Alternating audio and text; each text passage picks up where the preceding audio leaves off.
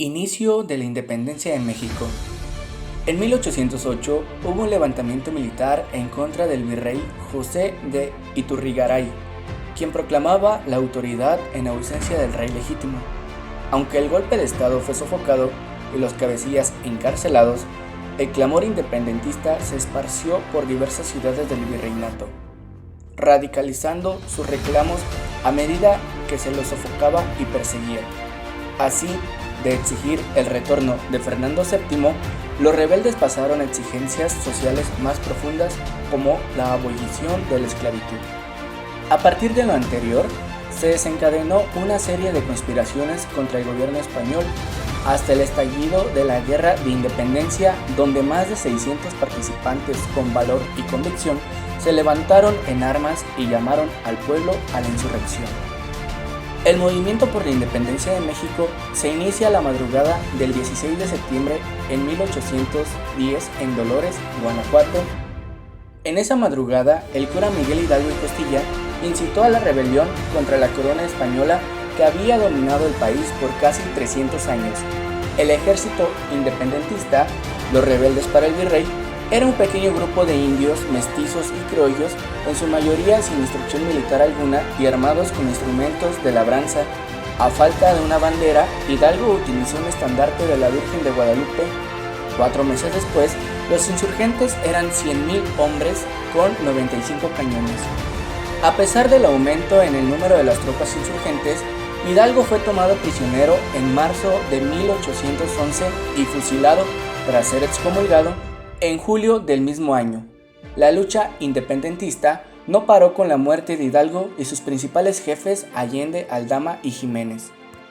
En el momento de la disolución del primer ejército insurgente ya había surgido otro comandado por José María Morelos y Pavón, alumno de Miguel Hidalgo en el Colegio de San Nicolás.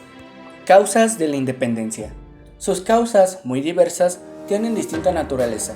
Unas radican en desajustes sociales y económicos, otras en conflictos políticos, en razones psicológicas e ideológicas, filosóficas, religiosas y culturales. Las causas internas estaban relacionadas con el control de los españoles en las diversas actividades económicas y políticas, las marcadas diferencias sociales, el despojo de las tierras a los pueblos indígenas, la opresión del sistema de castas, con la constante confrontación de criollos, mestizos y españoles en la Nueva España, así como la miseria a la que el sistema de castas sometía a los indígenas y al campesinado, además de 3 siglos de opresión europea, fueron el caldo de cultivo idóneo para las aspiraciones revolucionarias y el deseo de cambio social que impulsaron los primeros conatos revolucionarios. Y las causas externas fueron principalmente por la invasión de tropas de Napoleón a España, por consecuencia, trayendo la deposición de Fernando VII. Esto a su vez generó el descontento en las colonias americanas que vieron la oportunidad de mostrarse abiertamente opuestos a la corona española. La influencia de las ideas revolucionarias provenientes de la Ilustración que provenían de la Revolución Francesa. A esto hay que sumar la pugna ideológica entre los criollos mexicanos que exaltaban el virreinato por encima de la fidelidad a la metrópoli y la regencia peninsular sobre los territorios americanos. Este patriotismo criollo jugó un rol vital en la propagación de las ideas independentistas. La independencia estadounidense.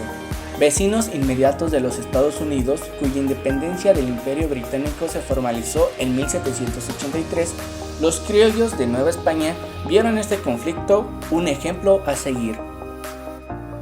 Actores en la independencia de México. Miguel Hidalgo y Costilla, considerado el padre de la patria y precursor de la independencia en México. Este cura fue el encargado de realizar el Grito de Dolores una madrugada del 16 de septiembre de 1810 y comandó de manera militar y política la primera parte de la independencia. Participó en la conspiración en Querétaro junto al corregidor, la corregidora, Ignacio Allende, Juan Aldama y más, que llevó a este movimiento armado. Tras varias derrotas, incluyendo la batalla del Puente de Calderón, Hidalgo fue capturado y fusilado un 30 de julio de 1811. María Morelos y Pavón, también sacerdote, se sumó a la batalla de independencia con Hidalgo y fue designado como jefe insurgente en el sur de México, logrando varias conquistas. Además de sus victorias militares, logró avances políticos implementando el Congreso de Anáhuac, primer legislativo en la historia de nuestro país, y presentó su famoso documento Sentimiento de la Nación, que dio pie a la Constitución de Apatzingán, la primera del territorio. En noviembre de 1815 fue capturado y posteriormente fusilado el 22 de diciembre de 1815. Ignacio Allende, militar en la Nueva España, se sumó a las conspiraciones de Querétaro y luchó junto a Miguel en las primeras batallas de independencia. Después de la derrota de la batalla del Puente de Calderón, él toma el liderazgo del ejército insurgente tras desacuerdos con Miguel. El grupo viaja hasta el norte del país para reestructurarse y conseguir más recursos, pero fueron traicionados por Ignacio Elizondo. Fue fusilado el 26 de junio de 1811 y su cabeza fue colgada en la Alhóndiga de Granaditas por 10 años hasta que se consumó la independencia. Josefa Ortiz de Domínguez, la mujer más importante de la independencia de México, junto a su esposo Miguel Domínguez, participaron en la conspiración de Querétaro, que terminó por ser descubierta y provocó el grito. También financió la campaña de Hidalgo, Allende y Aldama. A pesar de ser detenida, logró ser liberada y vivió en libertad hasta el 2 de marzo de 1829, siempre apoyando la ideología y económicamente a la causa de la independencia de México. Aldama, el hombre de confianza y amigo de Ignacio Allende, parte de la conspiración de Querétaro e integrante del ejército insurgentes en su primera etapa con Miguel Hidalgo. Su hermano Ignacio y sus tíos Mariano y Antonio también lucharon la libertad de México. Estaba junto a Allende cuando fueron traicionados, detenidos y posteriormente fusilados el 26 de junio de 1811, dejando la causa sin un importante liderazgo militar. Guerrero, continuador de las ideas de Hidalgo y Morelos, se unió a la batalla desde 1810 y con las muertes de Hidalgo y Allende en 1811 y Morelos en 1815, él decidió continuar la batalla. Su rival era Agustín Iturbide, al que logró vencer finalmente. Ambos pactaron un acuerdo que fue el Abrazo de Acatepán, formando el ejército trigante con el Plan de Iguala, y el 27 de septiembre de 1821 se consumó la independencia de México. El tiempo mostró que Iturbide lo engañó para tomar el poder. Años después fue el segundo presidente de México y el 5 de enero de 1831 fue traicionado y asesinado. Agustín de Iturbide era un soldado del ejército realista y eventualmente llegó a ser comandante de este grupo, luchando contra el ejército insurgente de Morelos y después de Guerrero. Cambió su postura y le ofreció una alianza a Guerrero con el Abrazo de Acatepán y Plan de Iguala, donde apoyó la liberación de las tierras por parte de los españoles y se consumó la independencia. Su verdadero plan era acabar con la monarquía española para comenzar la suya y proclamar el primer imperio mexicano, y él como emperador. Un 19 de julio de 1824 fue capturado y fusilado por traición a la patria. Consecuencias durante y después de la independencia de México. División de castas en México. Desde principios de la época colonial, la sociedad novohispana se vio jerarquizada por un sistema de castas. Separaba a las personas y les daba ciertos rangos basados en su etnia, lo cual dictaba en parte qué actividades se dedicarían o podrían ejercer los individuos. Los españoles puros nacidos en Europa eran los únicos que podían ejercer cargos públicos, y en un nivel más bajo se encontraban los criollos. Crisis económica. La guerra de independencia resultó muy costosa para México. La nación resultó devastada y empobrecida, ya que sus principales actividades económicas, agricultura, minería, producción industrial, fueron abandonadas por los obreros, quienes fueron a luchar en el campo de batalla. En esta etapa, México perdió a 500,000 de personas en combate, quienes en su mayoría eran trabajadores del campo y las minas. Además, cuando los españoles abandonaron el país, se llevaron consigo todas sus riquezas, hundiendo aún más a la nación. La crisis política. La larga batalla por la independencia fue combatida por diferentes bandos y todos con diferentes ideas sobre la nueva nación independiente. Cuando la lucha culminó, no había un plan establecido sobre lo que sería México, siendo el país forjado por incesantes golpes de Estado. Durante los siguientes 30 años, México tendría cerca de 50 gobernantes, resultando de estos golpes militares. Una nueva forma de gobierno, el Imperio Mexicano. Tras 11 años de lucha, en 1821, el trono antes ocupado por el virrey quedó libre. En la disolución de la independencia se estableció que México sería una monarquía constitucional, mientras un monarca se encargaba del poder ejecutivo, el Congreso lidiaría el poder legislativo. Antonio López de Santa Anna inició un movimiento para anular la monarquía y convertir a México en república. Iturbide abarcaría el trono en 1823. Constitución de 1824. Tras varias batallas políticas, un grupo de federalistas planeó modelar una constitución similar a la de Estados Unidos. Los opositores se negaban, afirmando que el sistema federal norteamericano no podía funcionar en México debido a las diferencias entre estas dos naciones. Los federalistas ganaron el debate, creando así la Constitución de los Estados Unidos Mexicanos en 1824. México estaría organizado por 19 estados y 4 territorios, siendo la separación del poder en 3 entes: ejecutivo, legislativo y judicial. La Constitución también establecía que el presidente cumpliría términos de 4 años. Abolición de la esclavitud. México, como la mayoría de los países de América, recibieron esclavos como consecuencias de la colonización. No sería hasta la creación de la Constitución en 1824 que se establecería que ningún ciudadano de suelo mexicano sería tratado o vendido como esclavo.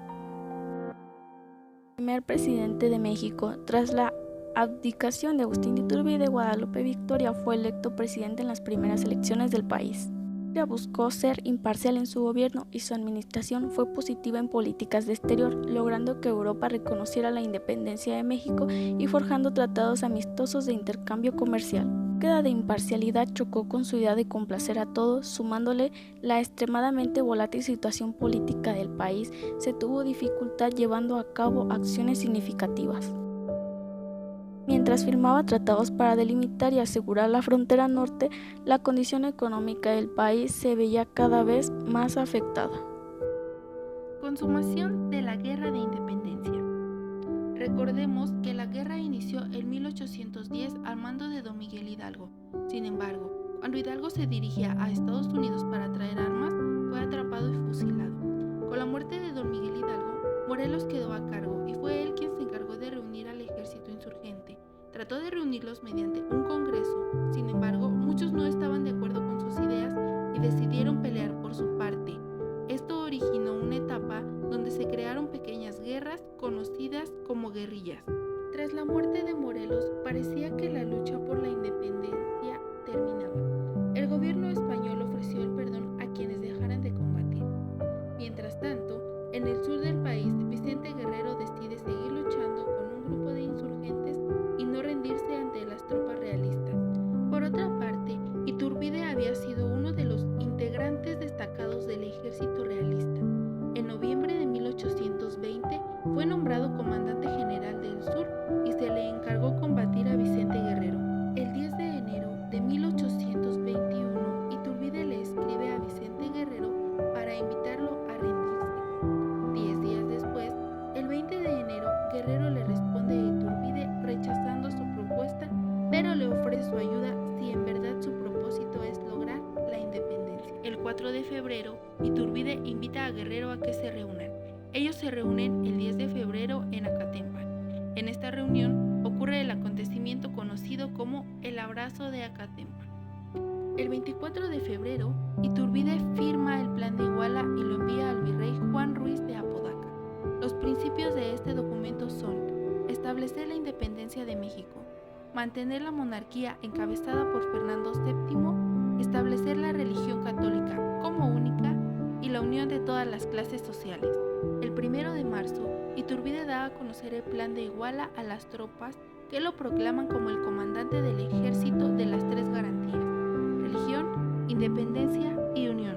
Entonces, el ejército trigarante avanzó y consiguió que se jurara la independencia en varios territorios del país hasta su entrada triunfal en la Ciudad de México el 27 de septiembre de 1821. El ejército trigarante entró triunfal a la Ciudad de México. Con este hecho se considera la consumación de independencia que inició el 16 de septiembre de 1810 con el Grito de Dolores. Finalmente, el 28 de septiembre se instaló la Junta Provisional Gubernativa que firmó el Acta de Independencia.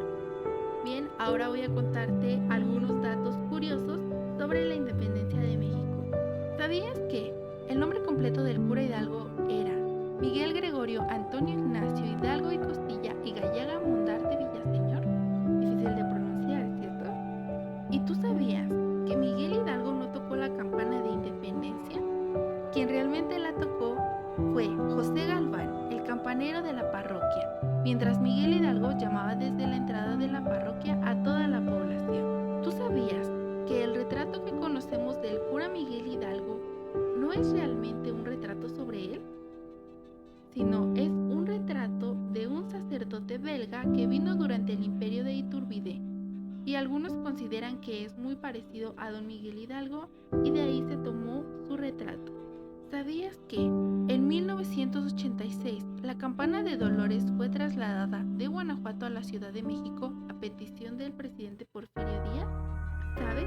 Realmente no sabemos con exactitud qué gritó Miguel Hidalgo aquella madrugada. Hay muchas versiones, pero lo más probable es que haya gritado «Viva nuestra Santísima Madre de Guadalupe, Fernando VII, y muera el mal gobierno».